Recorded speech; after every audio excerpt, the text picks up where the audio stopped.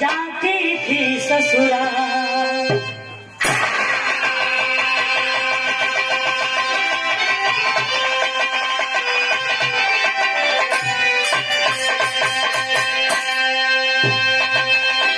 ए भैया, एक लड़की थी जिसका नाम था चित्रा। चित्रा की जब शादी हुई और चित्रा दुल्हन बनकर जब डोली में बैठकर ससुराल जाने लगी तो कहार सब डोली लेके जात हुवन और बीच जंगल में डोली के कुछ गुंडा सब रोक लेलन। जौने जंगल का नाम बतावल गई तारक वन। वही वन में बाबू चित्रा का डोली कुछ गुंडा सब रोक लेलन और चित्रा के कहारन के मार के भगा के और चित्रा के डोली में से खींच के उसके साथ अभद्र व्यवहार करना चाहते हैं। तब तक बाबू चित्रा अपने आबरू का दुहाई दे के बचाओ बचाओ का गुहार लगावत बा। तो भइल का तर्ज बदल गई।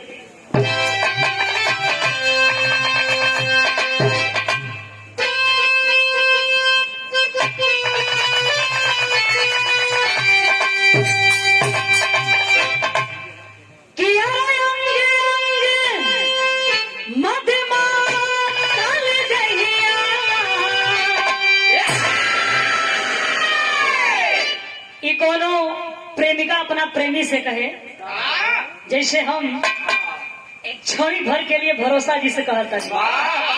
कैसे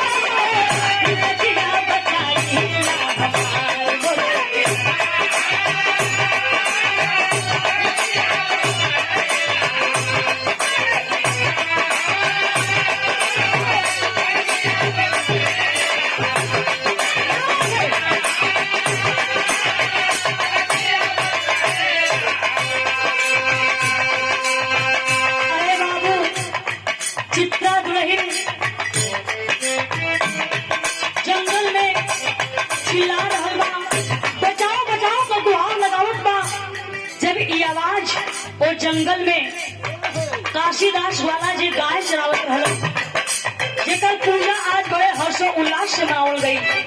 जब उनके कान में ध्वनि की आवाज सुना, बाबू लाठी लेके तैयार हो गईलन। और जब गईलन वहाँ तो देखा थमन की एक दुल्हन की इज्जत कुछ गुंडे लूटने की कोशिश कर रहे हैं। गईलन वो औरत वो दुल्हन काशी ग्वाला को देख के और जाके झरझर झरझर रोवे लगल। कहलस भैया हमार लाज के पापियन से बचाला, भैया हमार लाज के पापियन से बचाला।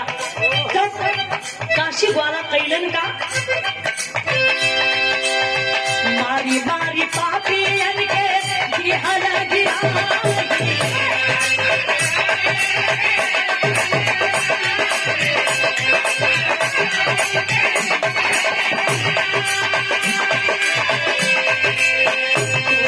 बैठ के सासू लाल गैया,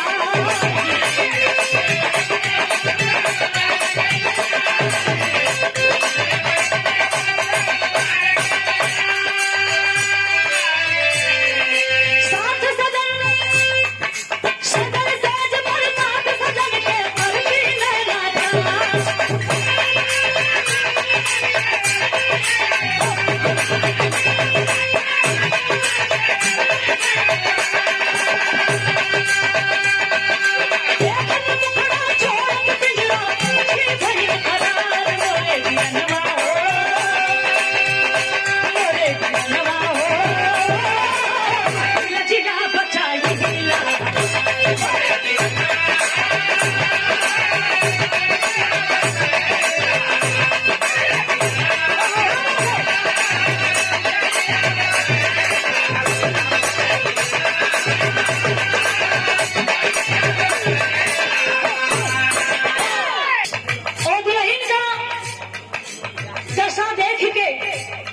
काशी ग्वाला का खून उबलना पड़ल और का कैलन अपने लाठी से मार मार के वो गुंडन के वहां से भगा दिलन। का कैलन काशी ग्वाला ओ हरामजादन से वो गुंडन से चित्रा का इज्जत बचौलन और चित्रा के कहारन के कहलन कि मेरी इस बहन की डोली उसके ससुराल पहुंचा दो। चित्रा का अकेले अपने आंचल के भाग में से थोड़ा सा टुकड़ा फाड़ के और काशी ग्वाला के हाथ में बांध के कहलस कि भैया आज से आप हमारे धर्म का भाई और हम आपके धर्म का बहन हैं। अरे बाबू डोली चित्रा को उसके ससुराल पहुंची। सुहाग रात में जब चित्रा का पति चित्रा का घूंघट उठौलन, घूंघट उठौते ही चित्रा के पति के पेट में प्रमाण मिलेला कि बड़ा तेज का दर्द शुरू है और वही चित्रा के पति का प्राण ये दुनिया से निकल गई, ये दुनिया से उछल रहलन। और जब ये बात ये खबर घर वालन के परिवार वालन के पता चलल तो कहलन अरे ये औता अपने सुहाग के खा गई, मारा मारा नहीं तई तो पूरे परिवार के खाना ही। अरे बाबू का कहलन परिवार का लोग चित्रा के मार के ओकर दोनों आंख फोड़ देलन और ओकर बीच जंगल में जाके लखेर देलन। बेचारी चित्रा अर्धरात्रि में जंगल में भटक रहल बा और विलाप कर रहल बा। जब ये आवाज फिर काशीदास के कान में गई तब भई का टेरी में भाव लगल।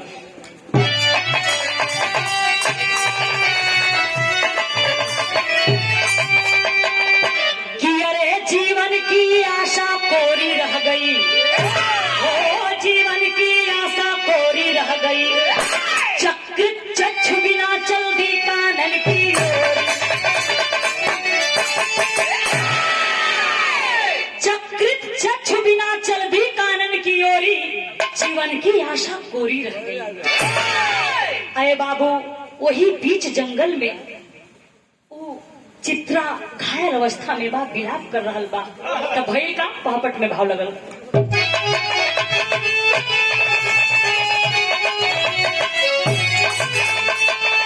कि अरे अर्धरात्र में सुन के करुण रुदनवा तनवा कांपेला, अरे अर्धरात्र में सुन के करुण रुदनवा तनवा कांपेला, काशीदास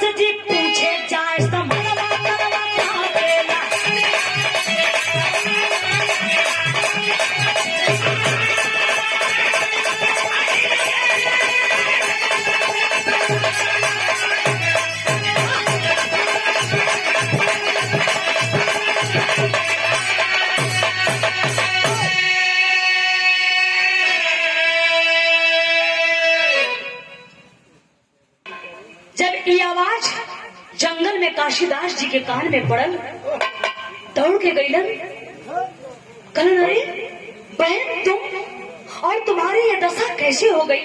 बहन रो रो के बाबू चित्रा सारी बात के बतौलस और सारी बात बता के अंतिम बात का कहले बा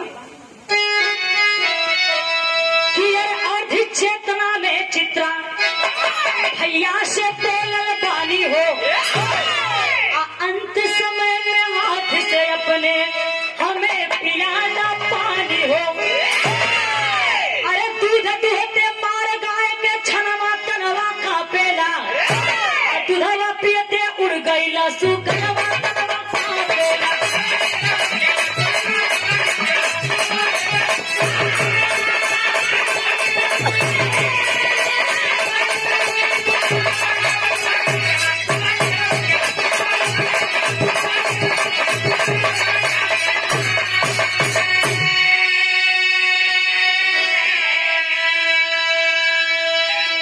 अरे बाबू चित्रा रो रो के कहत बा कि भैया अब तो हमारा अंतिम समय हमके लगत है आ गई बा, हमरे ए अंतिम समय में हमें बस एक घुट पानी पिला दा, हम प्यास से तड़प रहल हैं।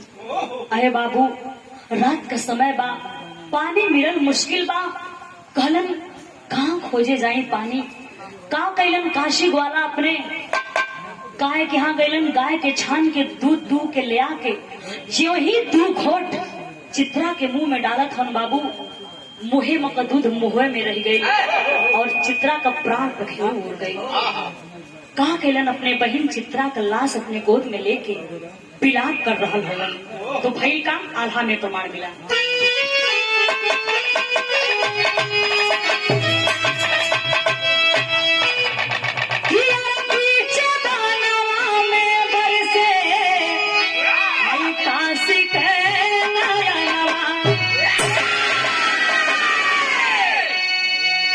रोवेला बहिन कैलाश गोदी में उठा,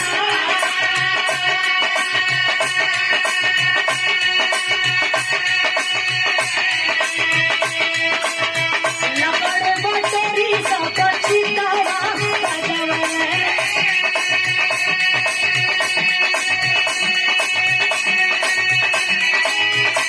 के सरनिया जोगी बाबा गैलाया,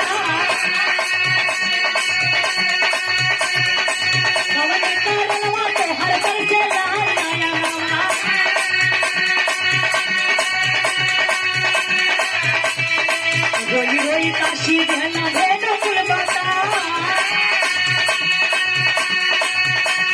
हसे का मुरारी दई के हाथ में मुरा लिया,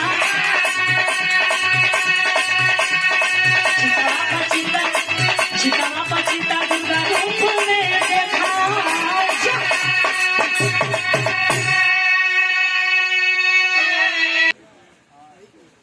रो रो के काशी वाला अपने बहन चित्रा का लाश गोद में ले ले हुवन और चिता सजावत हुवन।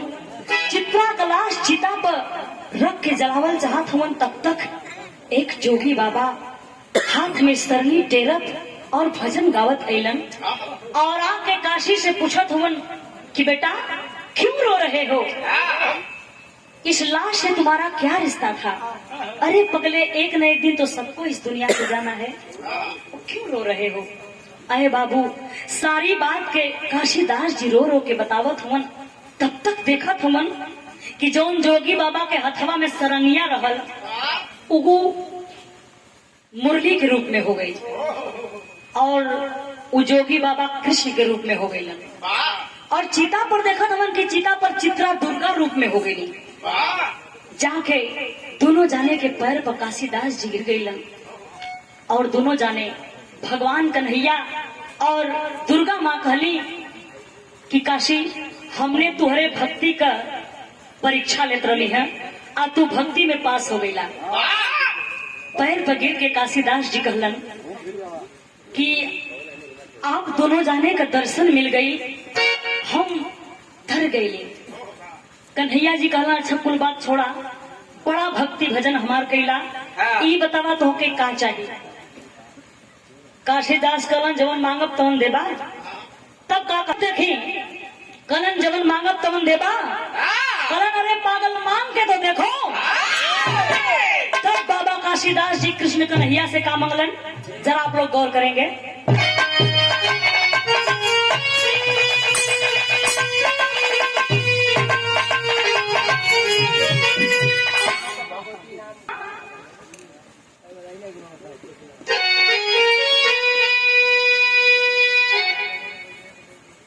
कि अरे हंस के बोले कान्हा से काशी जी के ही घरी। अरे हंस के बोले कान्हा से काशी जी के ही घरी। हमारे नाम से पूछी तो क्या यही राना ये हरी।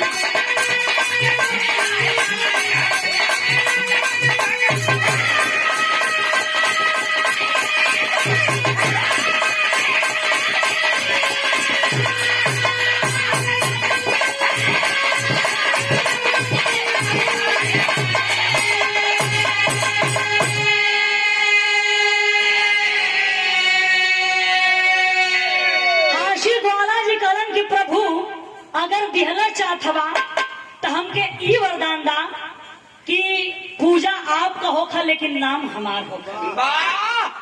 भगवान कन्हैया कलन यो मस्त ऐसा ही होगा, लेकिन कब होगा इसका इंतजार करना। कि यार कहे भगवान आई कलयुग का दिनवा। अब पूजा काशीदास का कर रही ही राना।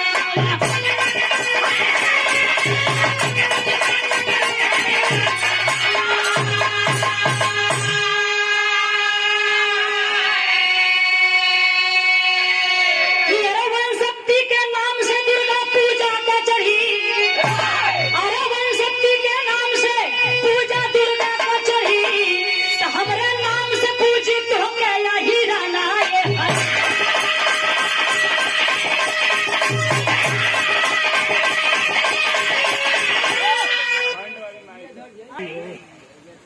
कालन के कलयुग में सब यादव बिरादरी, सब यादव भाई हमार पूजा करी हम और नाम तोहार हुई।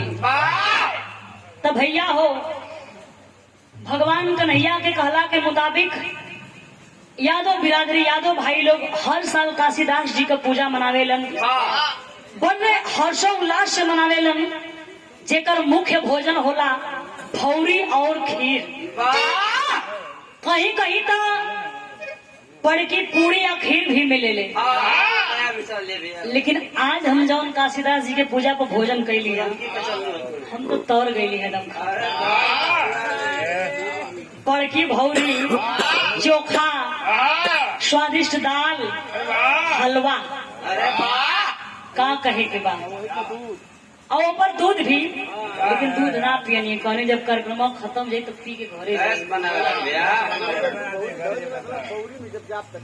चौबे जी तू भौरी धो ले पेंटवा में, कहना जब भौरी जाए तब ओके खाई। अरे तो भौरियो मजे का न रही है। हम तो हेतना खाई नहीं, हेतना छोड़ दिली।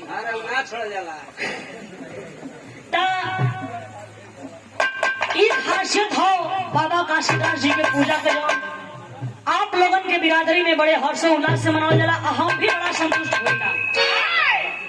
यही बिरहा विराम लगातार लास्ट लाइन में कहना बा।